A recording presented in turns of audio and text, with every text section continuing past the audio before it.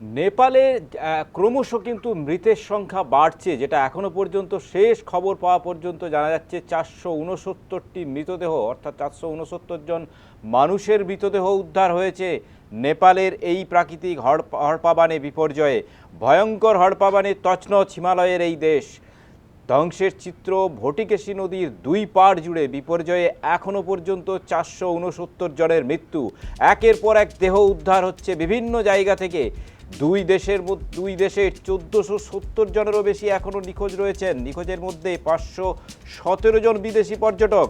নেপালে ঘুরতে যাওয়া 290 জন ভারতীয় এখনও নিখোঁজ। নিখোঁজদের সন্ধান চালাচ্ছে পুলিশ, সেনাবাহিনী।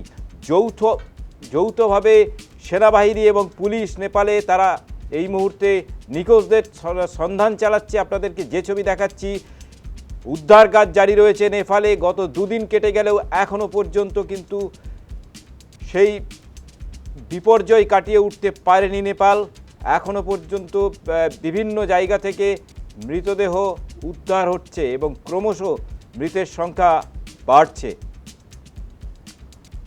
আর এই বিষয়ে আমরা জানবো বিস্তারিত। আমাদের সঙ্গে ফোন লাইনে রয়েছেন আমাদের প্রতিনিধি মৌমিতা মিত্র। মৌমিতা, জানাও সর্বশেষ আপডেট কি রয়েছে নেপালে। দেখো, হড়পাবানের জেরে নেপালে মৃতের সংখ্যা ক্রমশই বাড়ছে। যেরকমটা তুমি বললে, যেটা এখনো পর্যন্ত খবর পাওয়া যাচ্ছে, প্রাণহানির সংখ্যা প্রায় 500-র কাছাকাছি পৌঁছে গিয়েছে। এখনো পর্যন্ত 469 জনের মৃত্যুর খবর পাওয়া যাচ্ছে। তার মধ্যে অন্তত 290 জন ভারতীয় নাগরিক তারা নিখোঁজ রয়েছেন। তাদের খোঁজে বিভিন্ন জায়গায় তল্লাশি চলছে। নেপালের বহু রাস্তা, সেতু একেবারে ধ্বংস হয়ে গিয়েছে। বিভিন্ন জায়গায় দেখা যাচ্ছে কাদামাটির স্তূপ, যে কারণে উদ্ধার কাজে যথেষ্ট সমস্যা তৈরি হচ্ছে। এবং পাশাপাশি নদীর জলস্তরও আচমকায় বৃদ্ধি পেয়েছে। সেই জায়গা থেকে উদ্ধার কাজেও কিন্তু বেশ কিছুটা ব্যাহত হতে হচ্ছে। 50 জন বিদেশি নাগরিক রয়েছেন। মোট 796 জনকে এখনো পর্যন্ত উদ্ধার করা সম্ভব হচ্ছে, এটা নেপাল প্রশাসন সূত্রে আমরা জানতে পারছি। তবে এখনো পর্যন্ত প্রায় 1,500 মানুষ, নেপাল এবং তিব্বত মিলিয়ে অন্তত 1,500 মানুষ তারা নিখোঁজ রয়েছেন।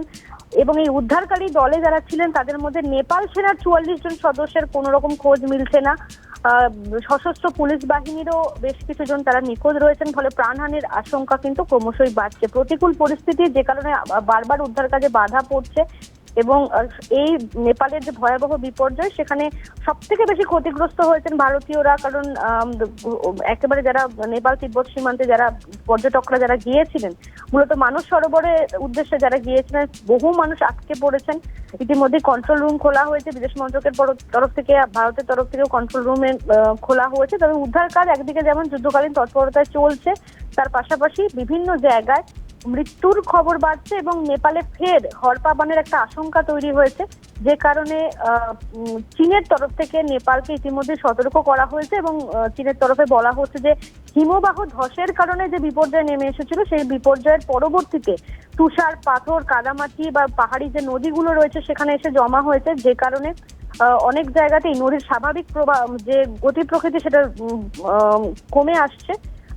সব মিলিয়ে পরবর্তীতে আবারও কিন্তু প্রাকৃতিক বিপর্যয়ের একটা আশঙ্কা করা হচ্ছে এবং নদী তীরবর্তী এলাকার মানুষজনদের নিরাপদ স্থানে সরে যেতে বলা হয়েছে। গোটা পরিস্থিতির দিকে নজর রাখছে নেপাল প্রশাসন।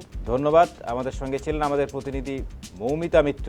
আপনাদেরকে আরও একবার জানিয়ে রাখি, প্রাকৃতিক বিপর্যয়ে মৃতের সংখ্যা ক্রমশ বাড়ছে নেপালে। ভয়ঙ্কর হড়পাবানে তছনছ হিমালয়ের এই দেশ। ধ্বংসের চিত্র ভটিকেশী নদীর দুই পাড় জুড়ে বিপর্যয়ে এখনো পর্যন্ত মৃতের সংখ্যা 469 জন। একের পর এক দেহ উদ্ধার হচ্ছে বিভিন্ন জায়গা থেকে।